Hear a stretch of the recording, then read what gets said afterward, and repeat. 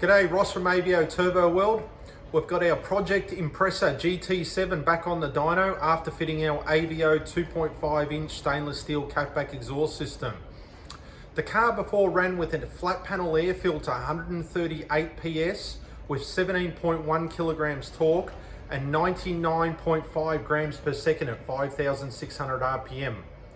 With the cat back, it made 139.5 PS at 17.2 kilograms torque and 99.5 grams per second. Now that doesn't sound much a big increase, but let's have a look. Mid-range, we picked up from 17.7 kilograms torque to 18.7 kilograms torque. Now the big thing with normal aspirated is you see this when you fit a cat back, is most of the time it will go richer. Now on a normal aspirated, you want to be seeing between 12.5 to 12.8 AF, but with the exhaust system fitted, it's gone all the way down to 11.5.